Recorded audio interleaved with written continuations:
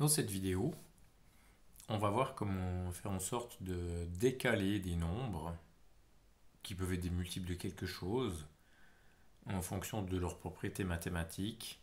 Tout ça au niveau de l'affichage, bien entendu. Si je veux afficher un multiple de 7, par exemple, je peux le faire afficher comme ça. Et puis maintenant, j'aimerais faire afficher le suivant, c'est 4 fois 7. Mais j'aimerais que chaque fois que le multiple est pair, c'est-à-dire par exemple celui-ci, la machine me décale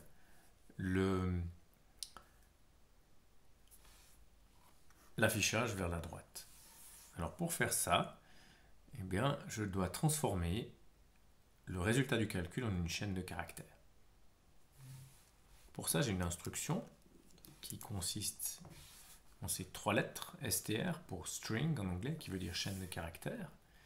Je crée une chaîne de caractères à partir du résultat du calcul. Donc la machine va d'abord calculer 4 fois 7, ensuite transformer en chaîne de caractères. Et puis j'aimerais décaler ça. Alors pour décaler ça, je peux ajouter des espaces au début. C'est la manière la plus intuitive et simple de décaler. Donc je rajoute des espaces et je me rappelle que pour coller les espaces à cette expression-là, eh bien, je dois utiliser l'opérateur de concaténation. Donc je vois que si je fais ça, j'obtiens le résultat voulu, et si je ne voulais pas les guillemets, eh bien, il suffirait de faire ceci.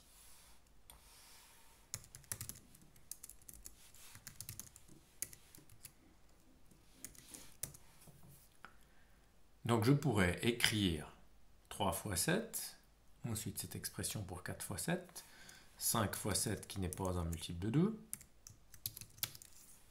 donc je l'écris normalement, 6 fois 7 qui est un multiple de 2, à l'aide de CTRL-P, je peux rappeler l'instruction ici, et donc décaler le multiple de 7 qui est pair cette fois, etc. Alors bien entendu, la répétition de ces instructions n'est pas intéressante. Il y a ici deux types d'instructions, 3 fois 7, 4 fois 7, 3 fois 7, 5 fois 7, et 7 fois 7, qui sont chaque fois les multiples impairs, puis 4 fois 7 et 6 fois 7, qui sont à l'intérieur d'un print compliqué. J'aimerais faire ça en boucle, j'aimerais faire afficher des multiples de 7, et puis mettre en évidence par un décalage vers la droite ceux qui sont pairs. Donc, je vais commencer ici à l'aide d'un compteur. Je vais commencer avec le multiple 1. Et puis ensuite, je vais démarrer une boucle. Par exemple, les 20 premiers multiples. 2 points pour pouvoir signifier que ma ligne est terminée et que le décalage se fasse. Donc je démarre ici dans ma boucle. Et là, je suis ennuyé parce que ce ne sera pas chaque fois la même chose. Pour ça, je peux utiliser une phrase qui est très proche d'une phrase française, écrite en français. If, si, i est un multiple de 2. Et là, on se rappelle l'utilisation de l'opérateur qui calcule le reste de la division, modulo. Si ça est égal à 0, c'est-à-dire si le reste de la division de i par 2 vaut 0, ça c'est un opérateur de test d'égalité, à ce moment-là, je prends mon instruction print avec décalage, et puis, bien entendu ici, ça va dépendre de i. Donc si i est pair, je fais afficher ça. Et sinon, en anglais ça se dit else. Attention, à la fin de chacune de ces lignes, il y a 2 points pour que la suite soit décalée. Je vois que le décalage est toujours le même. Je fais afficher le multiple directement sans le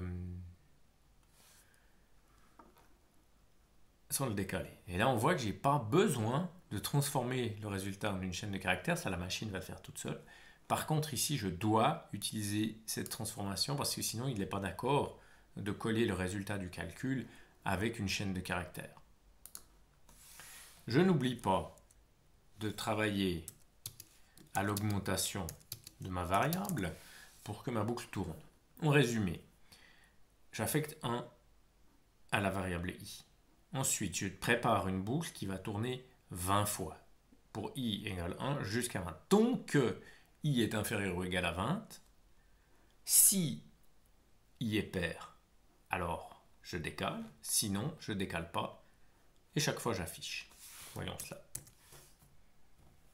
Alors là, on voit bien entendu qu'il y a un décalage sur 2, parce que les multiples de 2, un nombre sur 2 est un multiple de 2.